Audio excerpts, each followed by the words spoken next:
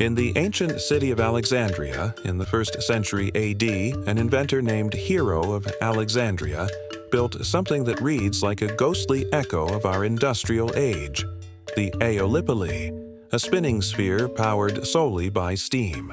A hollow bronze globe sat on pivots with bent pipes at its equator. Heat a pot of water beneath it, and jets of steam expelled from those pipes. In response, the sphere turned. It was simple. Literal proof that heat could produce sustained rotary motion. Hero recorded the device among many other automatic wonders. Temple doors that opened when priests lit fires, mechanical birds that sang when heated air passed through pipes, and coin-operated machines that dispensed holy water. In antiquity, these marvels read as divine tricks. To an engineer, they were experiments in pressure, balance, and controlled motion. For centuries, scholars have argued whether the Aeolipile was merely a theatrical curiosity or a genuine prototype of motive power. The physics are sound. When careful craftsmen reproduce it, the device performs exactly as described. Slow and steady, but unmistakably a steam-driven rotor. That it existed nearly 2,000 years ago raises a provocative question. Why didn't ancient societies develop steam power into practical machinery? Several reasons intersect. Metals and fuel were costly. Economies dependent on human and animal labor lacked incentive to replace those systems. Knowledge transmission was fragile. Texts were lost or ignored amid political and cultural upheaval.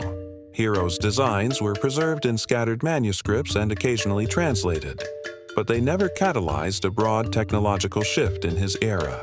Still, the Aeolipile is more than a quaint historical footnote. It is proof that key ideas sometimes appear long before social and economic conditions allow them to reshape life. When Europe finally combined better metallurgy, reliable boilers, and market incentives in the 17th and 18th centuries, steam found the right context and transformed industry within decades. The image of Hero's little globe also serves as a reminder. Innovation depends on materials, incentives, and networks as much as on insight. A brilliant mechanism alone cannot rewrite history. It needs people who can scale, adapt, and fund it. That fragility is part of the romance, a brilliant idea preserved in scrolls until a later age can finally take it further. In museums, you can watch replicas spin above small flames and sense the nagging counterfactual. Imagine mines, mills, or workshops powered by steam centuries earlier. Not to replace human spirit, but to rearrange the timeline of labor and invention.